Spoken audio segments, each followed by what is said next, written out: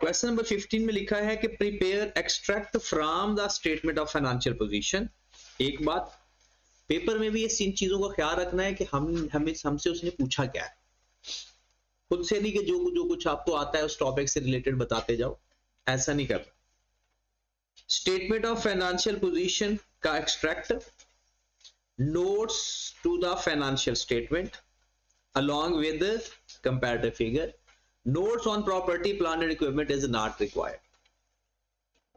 अब इसमें लिखा है during the year it was discovered that due to some calculation error in Excel sheet fair value of coal limited office building was taken incorrectly as 460 million instead of 360 million। Resultantly the building was recorded based on incorrect valuation revaluation amount in statement of financial statement for the year ended 30th June 17। मतलब 30th June 17 को उसने गलती से गलत revalued amount लिख दी। This building was acquired on 1st July 15 for rupees 500 million and revalued for the first time 30th June 17। पहली दफा revaluation किया और वो भी गलत लिख दिया, लिखना था 360 मिलियन, लिख दिया 460 million. CL follow revaluation model for subsequent measurement और depreciation life है 10 साल using the straight line method। CL account surplus retained वो annual basis पर है। फिर जून 2019 को दोबारा रिवैल्यूएशन हुई 320 मिलियन की और हमारा साल भी कौन सा है 30 जून 19। सबसे पहले तो फाइनेंशियल पोजीशन का उसने एक्सट्रैक्ट कहा है। अगर उसने फाइनेंशियल पोजीशन का एक्सट्रैक्ट कहा है तो हम बना लेते हैं extract of statement of financial position as at June 19। कितने साल के एक्सट्रैक्ट होंगे फाइनेंशियल पोजीशन के 3 साल के। एक्सट्रैक्ट हमेशा 3 साल के अगर पॉसिबल हैं तो हमारे पास एक 2019 आ जाएगा, एक 2018 आ जाएगा और एक 2017 आ जाएगा। प्रॉपर्टी प्लांट एंड इक्विपमेंट एक तो लिखना है। दूसरा अगर रिटेन अर्निंग का बैलेंस होता तो वो भी लिखते, तो रिटेन अर्निंग का जिक्र ही नहीं किया हुआ। फिर यहां पर एक रीवैल्यूएशन का भी जिक्र हो रहा है। आपको पता है रिवैल्यूएशन सरप्लस फाइनेंशियल पोजीशन में क्या करने आया है? ये इक्विटी का कॉलम है, बेसिकली ये इक्विटी का कॉलम आ रहा है एज एन इक्विटी। अगर ऊपर इसकी हेडिंग देनी है तो नॉन करंट एसेट हेडिंग दे दे और इसकी अगर हेडिंग देनी है तो इक्विटी की हेडिंग दे। अब ये क्वेश्चन 1715 को आपने खरीदा था 500 में और आपका साल बनता है जून 17, तो सबसे पहले जून 16 आया होगा, 50 की डेप्रिसिएशन आई होगी और 450। फिर जून 17 आया होगा, ऐसा ही है। रीवैल्यूएशन किया और गलत किया। रीवैल्यूएशन की कब? साल के एंड पे। और जब साल के एंड पे रीवैल्यूएशन की जाती है तो पहले डेप्रिसिएशन ली जाती है, बाद में रीवैल्यूएशन की जाती है। जब पहले डेप्रिसिएशन ली तो इसका मतलब है कोई मसला नहीं आया, अभी तक कोई गलती नहीं हुई। हमने एसेट लिख दिया 400 का। अब उसने किया होगा रीवैल्यू। जब रीवैल्यू किया होगा तो इसको करना था 300, उसने कर दिया 400। करना कितना था 360। तब उसने रीवैल्यूएशन सरप्लस भी लिखा होगा क्योंकि उसने तो 460 का किया है, तो रीवैल्यूएशन सरप्लस उसने कितना लिख दिया होगा 60 का। एक्चुअल में क्या आ रहा था 40 का लॉस आ रहा। ये जून के अंदर अब गलती हो चुकी है। जून 17 में अगर हम इसको सही करेंगे तो अपने एसेट को किस वैल्यू पे लिखेंगे जून 17 के अंदर?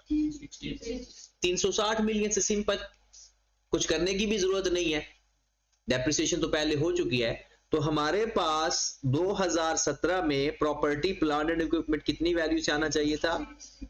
360 मिलियन से। ठीक होगी बात?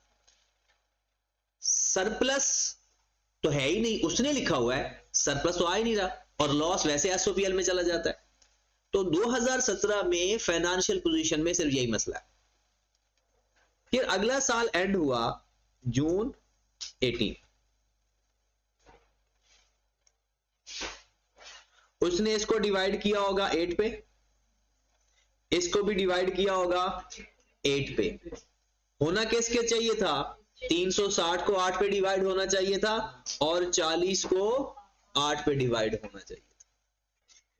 जो उसने किया तो उसकी वजह डेप्शन कितनी आ रही होगी? 57 पॉइंट, ये उसने डेप्शन ली हुई है, उसने 7.5 ये एक्सेस डेप्रिसिएशन भी लिखी होगी।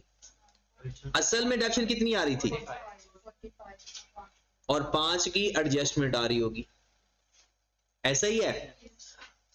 अगर हम इसको क्लोज कर देते हैं सबको, तो 460 में से 57.5 किया तो कितना? 402 52.5 315 और 30। अगर हम 2018 के साल की बात करें तो उसने लिखा होगा 402.5 से एसेट। होना किस वैल्यू पे चाहिए था? 315 से। हम तो जो एक्सट्रैक्ट बना रहे हैं उसमें तो सिंपल वो वैल्यू लिख देते हैं ना जो वैल्यू लिखनी चाहिए।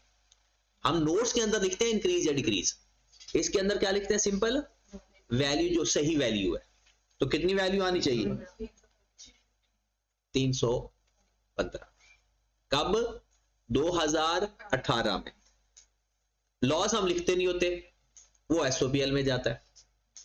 फिर हम चलते हैं जून 2019 पे। जून 2019 में उसने क्या किया होगा? पहले डेप्रिसिएशन ली होगी, बाद में रीवैल्यूएशन ली होगी। तो जब हम डेप्रिसिएशन लेंगे तो ये कितनी अमाउंट आएगी? 57.5, 7.5, 45 और 5। हाँ जी, 402.5 में से 57.5 माइनस किया तो कितना आ गया? 340, और 52.5 में से 7.45 और 270 और 30। अब ये एसेट उसने रीवैल्यू किया। जब ये एसेट रीवैल्यू किया, अब तो हमारे पास आ गया, उसने किया होगा 345 को 320 का। कितना सरप्लस या लॉस आया? 50 कितने का?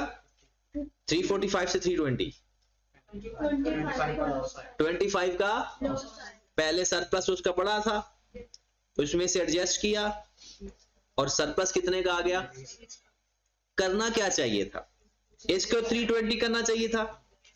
इसका पहले लॉस पड़ा हुआ 30, वो खत्म हुआ होगा, और 20 का, इसका मतलब है गलती से या सही, जब साल के एंड हुआ है ना 2019 का, तो रीवैल्यूएशन सरप्लस ही आ रहा है। अब एसेट को किस वैल्यू पे लिखेंगे? 320 पे, और रीवैल्यूएशन सरप्लस कितना लिखेंगे? 20 का। तो फाइनेंशियल पोजीशन का एक्सट्रैक्ट हमारा कंप्लीट हो गया। जो लॉस वाली चीजें आ रही हैं वो तो हमने लिखनी नहीं है, चाहे आप जिसका मर्जी पकड़ के लिख लें, चाहे सही वाला डाटा है वो भी 320 और सरप्लस 20, और गलत वाला डाटा भी 320 और सरप्लस 20। लिखना तो हमने सही वाली वैल्यू है, हमने ये वाला हिस्सा लिखना। तो जी आपका ये तो कंप्लीट हो गया। यहां पर क्या लिखेंगे? 3, और आपका सरप्लस आ जाएगा 20 का। ये आपका फाइनेंशियल पोजीशन का एक्सट्रैक्ट कंप्लीट हो गया। अगर आप देखें जरा ध्यान से तो जवाब देखें, बिल्कुल स्ट्रेट फॉरवर्ड सा था, इसके जवाब में इतना इशू नहीं था। मेन इंटरेस्टिंग चीज है नोट्स, क्योंकि वहां पर हमने डिफरेंसेस लिखने हैं। वो भी इतना मुश्किल नहीं है। आए जरा नोट्स पे चलते हैं, notes to the financial statement.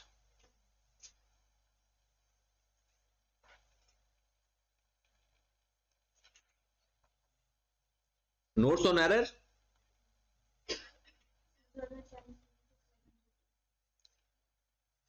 हाँ जी, नोट्स ऑन एरर में एक वो सेंटेंस लिखना है आपने।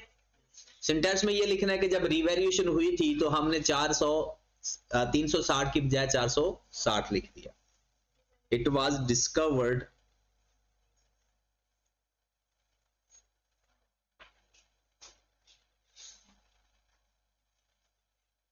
revalued amount या revaluation at 30th June 17 recorded as 460 million instead of 360 million. Effect of error is as follow. वो एरर के इफेक्ट, अब हमारा साल है जून 19 और एरर के नोट्स हैं। अगर फाइनेंशियल पोजीशन बनाना है तो 18 और 17, और अगर फाइनेंशियल पोजीशन एसओपीएल के बनाने हैं तो सिर्फ 2018। तो यहां पर फाइनेंशियल पोजीशन का है तो 2018 और 17। यहां पर हम लिख देते हैं स्टेटमेंट ऑफ फाइनेंशियल पोजीशन, और उसके बाद नीचे लिख लेंगे फाइनेंशियल पोजीशन की। अगर हम बात करें तो सबसे पहले इस सवाल पर ही आए, फाइनेंशियल पोजीशन में किसकी बात हो रही है? 2017 और 18 पे जाएं। ये था आपका 2017 का डाटा जिसको मैं हाईलाइट कर रहा हूं, ऐसा ही है। लिखना था 360 से, आपने लिख दिया 460 से। अब हमने इसको ठीक करना है तो क्या करेंगे? इंक्रीज या decrease? Decrease in property plant and equipment. कितनी अमाउंट से? 2018 के अंदर आए। 2018 में हमने किस वैल्यू से लिखना था? 315 से। और लिखा कितने से हुआ है? 402 से। कम लिखा हुआ है ज्यादा? इसका मतलब है 2018 में भी डिक्रीज करेंगे। कितनी वैल्यू से? कितना? 87.5। तो क्या सेंटेंस क्या लिखेंगे? Decrease in property plant and equipment. Decrease in property plant and equipment 100 से डिक्रीज करेंगे 2017 में, और 87.5 से डिक्रीज करेंगे 2018। ओके होगी बात? क्या रिवैल्यूएशन सरप्लस में भी कोई मसला आएगा? रिवैल्यूएशन सरप्लस में कोई मसला आएगा या नहीं आएगा? वो कैसे? देखिए 2017 पे जाएं। 2017 में उसने कितने का सरप्लस लिखा हुआ है? 60 का। हालांकि सरप्लस तो था ही नहीं, वो तो लॉस आ रहा था, और लॉस जाकर लिखना है हमने एसओपीएल के अंदर। इसका मतलब यह है कि हम अब सही जब करेंगे तो उस साल का सरप्लस खत्म कर देंगे। किस साल का? 2017। अब आए 2018 में। 2018 के अंदर कितना सरप्लस पड़ा हुआ है? क्या असल में भी होना चाहिए था? असल में तो लॉस होना चाहिए था। इसका मतलब है वहां पर 52.5 का सरप्लस जो पड़ा है वो भी हमने खत्म कर दिया। तो हमने सरप्लस को डिक्रीज करना है या increase? Decrease in revaluation surplus. Decrease in revaluation surplus 60 से 2017 का, और 52.5 से 2018। अब बात कर लेते हैं रिटेन अर्निंग। जाहिर सी बात है प्रॉफिट्स के ऊपर फर्क आ रहे हैं तो रिटेन अर्निंग भी चेंज हुआ होगा, क्योंकि हमने एसओपीएल भी बनाना ही है। हम यहां पर एक वो लिख लेते हैं कम्युलेटिव इफेक्ट और फॉर द ईयर इफेक्ट, ताकि कम्युलेटिव इफेक्ट, कुछ बच्चों ने मुझसे पूछा कि सर कैसे पता चलेगा कम्युलेटिव इफेक्ट? जैसे जब आपने रिटेन अर्निंग के ऊपर इफेक्ट लेना है ना, तो तब आपको कम्युलेटिव इफेक्ट लेना चाहिए, वरना जरूरत नहीं है। 2018 और 2017 प्रॉफिट के ऊपर सबसे पहले क्या आया होगा? लॉस, रीवैल्यूएशन लॉस आया था ना, रीवैल्यूएशन लॉस कितना? 40 का। इसके बाद उसने नहीं लिखा हुआ। अगर अब हम लिखेंगे तो अपना प्रॉफिट कम करेंगे या ज्यादा? कम करेंगे, क्योंकि पहले उसने रीवैल्यूएशन लॉस लिखा ही नहीं हुआ। तो अगर अब हम लिखेंगे तो 40 से अपना रीवैल्यूएशन लॉस कम करेंगे। डन। यहां पर थोड़ी सी टेक्निकल बातें आई, जवाब तो आप किसी भी तरह से देकर लिख सकते हो। कोई वैल्यू आपको नजर आ जाए और सोल्यूशन में भी नजर आ जाए तो आपको ऐसा लग रहा होता है ये वही वैल्यू है। अब हमने देखना है 2017 के अंदर और कोई चेंज नहीं आया होगा एसओपीएल के अंदर। डेप्रिसिएशन दोनों एक जैसी, साल के एंड पे रिवैल्यूएशन हुई थी, तो डेप्रिसिएशन तो वो पहले लिख चुका है और वो सही लिख चुका है। बाद में गलती की तो बाद में सरप्लस उसने लिख दिया, लिखना था रिवैल्यूएशन लॉस, और रिवैल्यूएशन लॉस जाता है एसओपीएल के अंदर, तो ये हमने लिख दिया। अब अगला साल आया, एसओपीएल के अंदर नहीं जाता ना, 60 एसओपीएल रिवैल्यूएशन सरप्लस ओसीआई में जाता है। हाँ, तो मैं तो प्रॉफिट एंड लॉस का ले रहा हूं ना इफेक्ट, क्योंकि बाद में उसको फिर रिटेन अर्निंग में लिखना है। ठीक है, अब आ जाए जरा नेक्स्ट 2018 में क्या मसला है। पहला मसला, डेप्रिसिएशन कितने से आनी चाहिए थी? 45 से। उसने कितने से लिखी हुई है? 57.5 से। डेप्रिसिएशन कितने से आनी चाहिए थी? उसने कितने, तो डेप्रिसिएशन रिवर्स करनी है, चार्ज करनी है? रिवर्स करनी है। किस साल के अंदर? डेप्रिसिएशन रिवर्स 2018 में। कितनी अमाउंट से रिवर्स होगा? अगर रिवर्स करेंगे तो प्रॉफिट में ऐड करेंगे। यहां तक ओके है? चलें, इसको पहले तो क्लोज करते हैं। हमारे पास इफेक्ट फॉर द ईयर,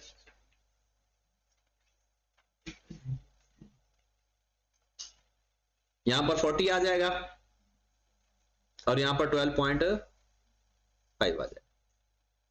अब नेक्स्ट मूव जरा ध्यान से देखना। 2018 के अंदर एक काम उसने और भी किया होगा जो कि नहीं करना चाहिए था। पता है वो क्या है? एक्सेस डेप्रिसिएशन की उसने एंट्री पास की होगी। क्या किया होगा? क्योंकि उसका तो सरप्लस आया हुआ है ना, उसका सरप्लस आया हुआ तो उसने तो एक्सेस डेप्रिसिएशन की एंट्री पास की होगी। कितनी अमाउंट से एंट्री पास की होगी? 7.5 से। क्या ये एंट्री पास करनी चाहिए थी या नहीं? ये तो एंट्री बनती ही नहीं है। इसका मतलब है एक्सेस डेप्रिसिएशन की एंट्री होती क्या है? OCI debit, retained earning credit. इसका मतलब है उसने रिटेन अर्निंग को बढ़ाया होगा या कम किया होगा? और अब अगर हम रिटेन अर्निंग के ऊपर इफेक्ट लेंगे तो क्या करेंगे? कम कर देंगे। तो यहां पर हम एक्सेस डेप्रिसिएशन का इफेक्ट भी लिख लेंगे। एक्सेस डेप्रिसिएशन 5 से कम कर देंगे, 7.5। मैंने वो माइनस करके बता दिया 7 पॉइंट।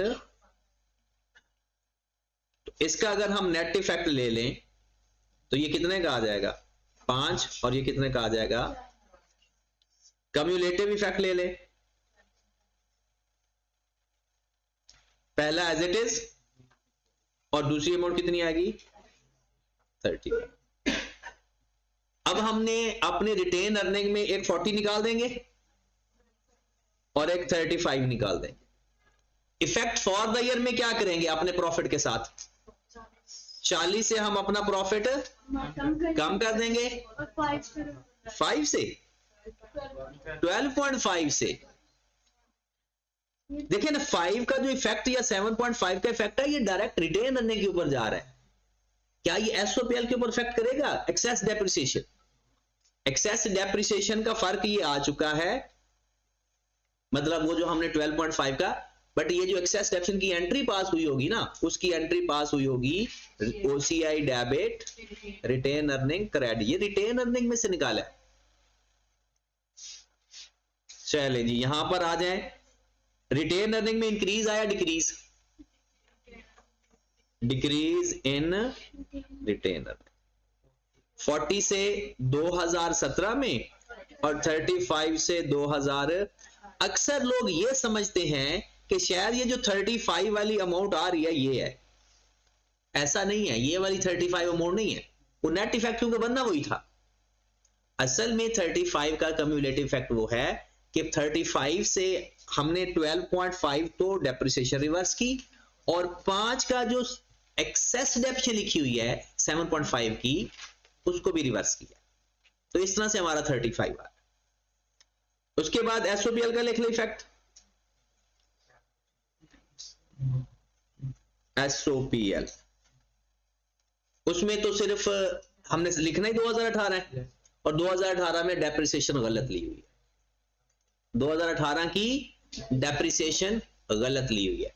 और दूसरी बात, क्या 2018 में रीवैल्यूएशन लॉस का भी इफेक्ट आ रहा है या नहीं? जफा नहीं ठंड में आते हो अल्लाह के।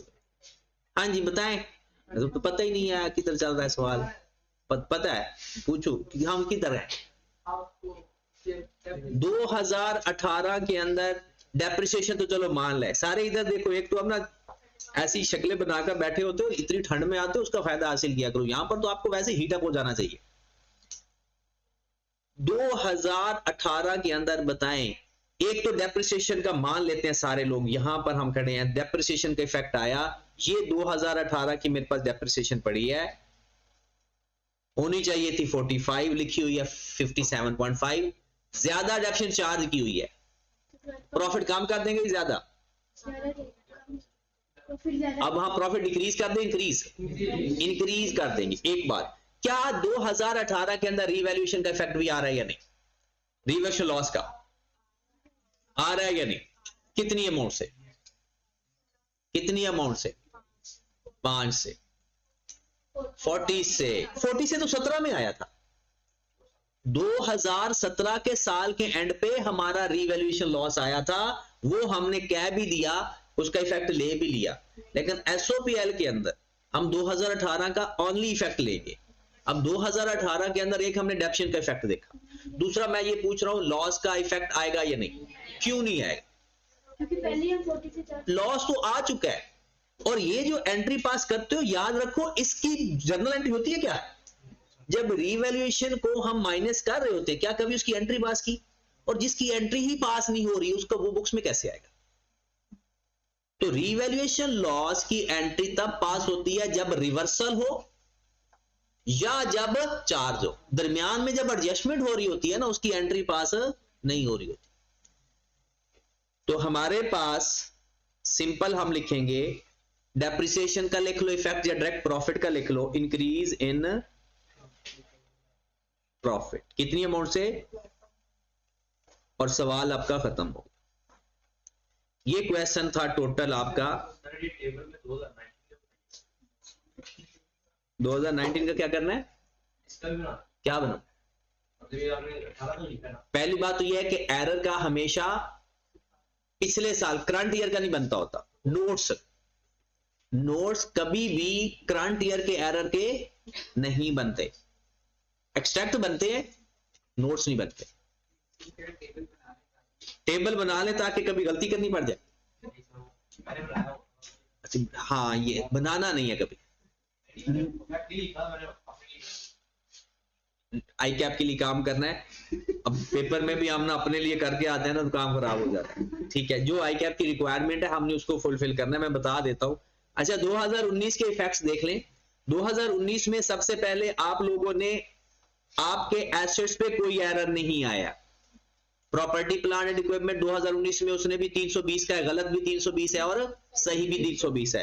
रीवैल्यूएशन सरप्लस में भी कोई मसला नहीं है, अगर मसला है तो डेप्रिसिएशन में है और रीवैल्यूएशन एक्सेस डेप्रिसिएशन में है।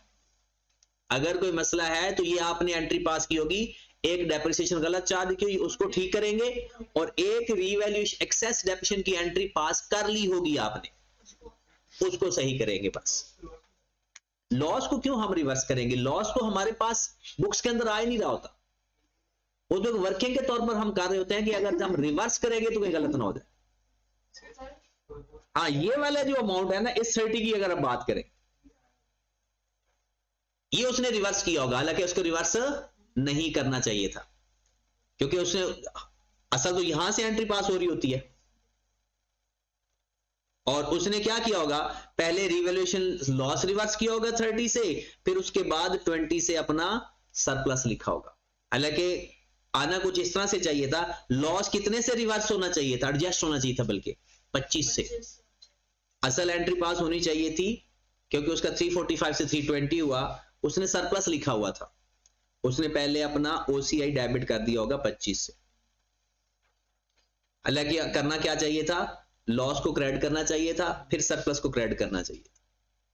ठीक है, चलें जी। जी सर, ड्यूरिंग द ईयर उसको अपने एरर का पता लगा था, तो फिर ये वर्किंग करने की जरूरत थी हमें बाद में? देखिए ना, हमने लिखना होता है जो during the year error, most of the cases होता क्या है कि जब हमारी स्टेटमेंट बन चुकी होती है एरर तब पता चलता है। ठीक है, तो जब पहली बात तो ये है कि एरर, करंट ईयर का एरर हम इसलिए ठीक नहीं करते क्योंकि हम उस साल अभी फाइनेंशियल स्टेटमेंट पब्लिश नहीं करते, पब्लिश करने से पहले ठीक कर लेते हैं, इसलिए करंट ईयर के नोट्स के अंदर लिखने की जरूरत नहीं होती, चाहे वो साल के एंड में क्यों ना पता चले, जब मर्जी एरर का पता चले, करंट ईयर के नोट्स नहीं बनाते। ठीक है, चाहे वो ड्यूरिंग द ईयर लगे साल के शुरू में चाहे साल के एंड में। चलें जी, अगले सवाल पे जल्दी से आ जाए, थोड़ा सा एक छोटी सी बात बतानी है फिर आगे चले जाएंगे। क्वेश्चन नंबर 16 में ये हमने थोड़ा सा डिस्कस किया था, लेकिन उसके अंदर ना एक परपेचुअल सिस्टम से हमने नहीं किया था, पीरियोडिक वाली बात कर दी थी, तो क्वेश्चन के अंदर परपेचुअल सिस्टम लिखा हुआ था। सारा क्वेश्चन ये एसओपीएल की तरह है, sorry statement of change and equity की तरह है, सिर्फ एक छोटी सी चीज आपने देखनी है, ये एरर वाली। हम कोशिश करेंगे कि ये क्वेश्चन जो छोटी सा एरर है वो मैं आपको बता दूं, बाकी अगली क्लास के अंदर आपके नेक्स्ट क्वेश्चन भी हम डिस्कस कर देंगे। मेन इसके अंदर ना ये है कि सॉल्यूशन से देखकर आप क्वेश्चन की अंडरस्टैंडिंग डेवलप कर लेते हो, तो असल पीछे कोई स्टोरी और होती है, तो इसलिए सही स्टोरी जानने के लिए डिस्कशन जरूरी होती है। अब हमारे पास आ गया, during the year December 2012 it was observed that machinery purchase on 1st July 11 for ₹350 million erroneously debited stock and trade instead of property, plant and equipment, और सिस्टम कौन सा है, परपेचुअल इन्वेंट्री। अब परपेचुअल सिस्टम के अंदर हम क्या entry पास करते हैं, परचेज की क्या एंट्री पास करते हैं, स्टॉक डेबिट, कैश क्रेडिट। करना क्या था, किसको डेबिट करना था, पीपी को, उसने किसको डेबिट कर दी। अब क्या करेंगे, पीपी को डेबिट करेंगे और स्टॉक को कितनी अमाउंट से, ऐसा ही है अगर परपेचुअल सिस्टम है तो। अब हमने 350 से अगर पीपी डेबिट करना है रेक्टिफिकेशन के अंदर, और आप लोगों ने सब ज्यादातर लोगों ने रेक्टिफिकेशन पढ़ा हुआ, कि किसी ने नहीं पढ़ा हुआ, चलो किसी ने नहीं पढ़ा हुआ, चलें ठीक है, ये अगली क्लास में मैं ना आपको डिस्कस कर देता हूं, जबकि क्लास हमने